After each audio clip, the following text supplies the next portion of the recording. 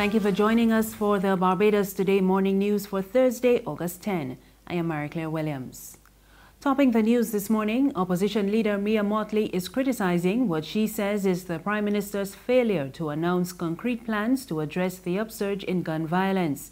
Mottley's charge follows last night's statement from Prime Minister Freundel Stuart condemning Monday's shooting death of 20-year-old Tarid Rock on Spring Garden Highway as Kadooman Day activities were winding down.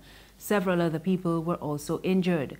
In a statement issued last night, Mottley said such an occurrence in a democratically governed country would normally elicit the announcement of plans to ensure that Barbadians may go about their business without panicking. She added that the situation is even more significant as Barbados prepares to host Carifesta next week. Mottley said while she appreciates the Prime Minister's moral message, she remains concerned that as Minister of Defence and National Security, he has not taken stronger action. Meanwhile, Prime Minister Freundel Stuart has sent a strong warning to criminal elements that government will not allow them to take over the country. Stuart's warning follows Monday night's shooting death of 20-year-old Tarid Rock on Spring Garden Highway. He raised concern over the rising gun violence and said it must be addressed not only by government and opposition parties, but by every level of society. The battle is on for the very survival of Barbados as we have known it. We can't fight this battle if we are paralyzed by fear. We cannot win this battle if we believe that indifference is the best response to it. We don't want a society in which our young people are more familiar with the sound of gunfire than they are with the sound of an orchestra. We have to strengthen our policing, and of course our courts have to send very strong signals that as the guardians of the values of our society, they're not going to tolerate this kind of behavior. The Prime Minister noted that the problem of gun crime first began about 30 years ago and has gotten progressively worse. He says it is important that the underworld does not become the face of the country. Stuart also raised concern that there appears to be two justice systems operating in Barbados and one must be eliminated. There is the mainstream justice system beset by complaints about delays, about adjournments, about the amount of time it takes to get decisions and that kind of thing. And there is the underworld justice system in which there is no scope for delay. There is no scope for adjournment of any kind. Once guilt is established, justice is swiftly and ruthlessly dispensed. And the question that we will ultimately have to ask ourselves is whether we can continue to have two justice systems running in our society. I think most Barbadians still believe that our mainstream justice system is to be preferred, even though they think that it needs to be markedly improved and needs to be more responsive to their needs. And the Shadow Education Minister Cynthia Ford says authorities need to reach out more to the young people in a bid to stem the tide of violence. And like the Prime Minister, Ford says all Barbadians need to work together to address the problem. Addressing Barbados Labour Party's weekly lecture yesterday, she praised the young people who have chosen the path of entrepreneurship instead of criminal activity.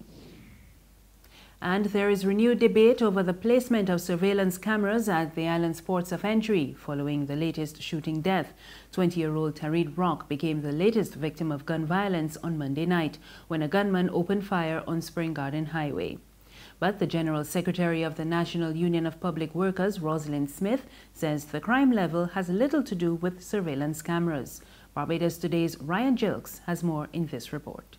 Calling for the situation to be viewed from a broader perspective, she told Barbados Today in of itself, the country's coastline was porous, and this made it difficult to pinpoint exactly where firearms were coming in from.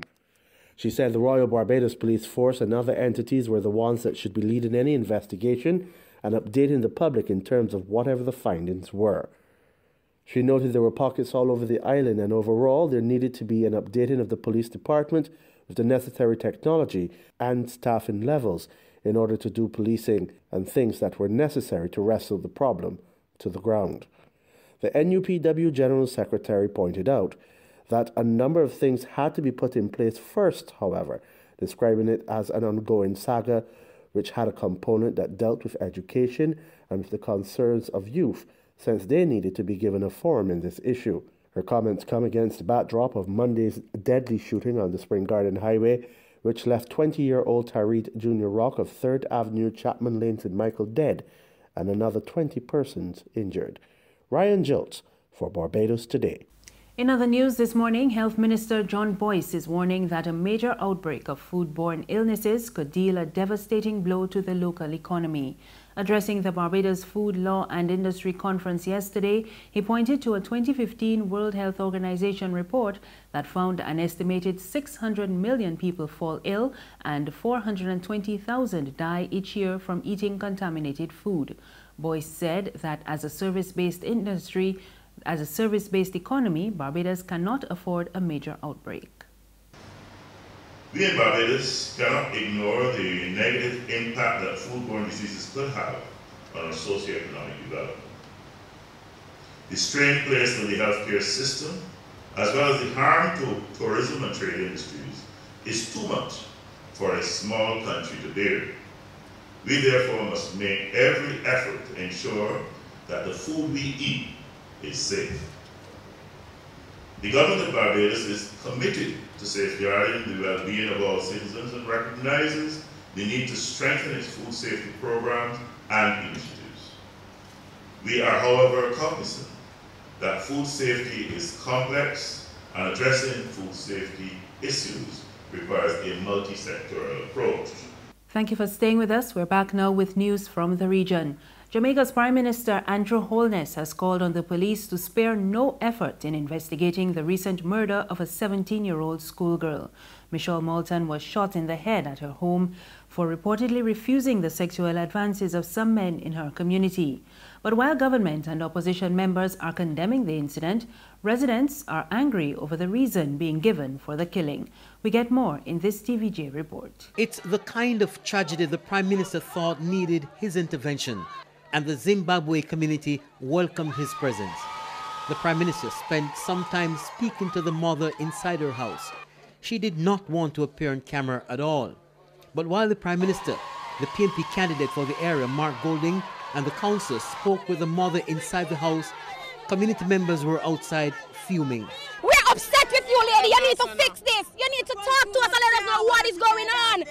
You know what is going on. Let us know what is going on. They're upset about the story that's surfacing in the media that the teens were shot by men from the community who were refused sexual favors. Rashida Edmond went further in the effort to prove that men from the community were not to be blamed. I live alone. Me know me look good, so obviously, I live alone. Why them never kick off my door yet? So I don't understand what is going on right now. Because as far as I'm concerned, the observer said that the door is kicked off. If you turn the camera over there, there's no door that is kicked off. The door is open from outside, so it cannot be kicked off. The window was not broken. Her claim was backed up by a man from the community who believes the real story is yet to be told. No rape for them things that used to go on back then. Them things are stopped in this community. You hear that we not deal with rape. I love and unity and oneness we say. While residents say they are saddened by the killing of the teen and the injury of her sister, the focus is now on protecting the reputation of the area. Further afield, Washington has imposed sanctions on 8 Venezuelan officials for their role in creating a legislative body loyal to President Nicolas Maduro. And a mayor-turned-fugitive is calling for more anti-government protests. The new U.S. sanctions targeted politicians and security figures, but they stopped short of the country's oil industry. However, U.S. officials say they are still considering sanctions against the energy sector, which could deal yet another blow to the country's ailing economy. And finally, North Korea has dismissed as a load of nonsense warnings by U.S. President Donald Trump that it would face fire and fury if it threatened the United States. Pyongyang later announced plans for a missile strike near the Pacific territory of Guam.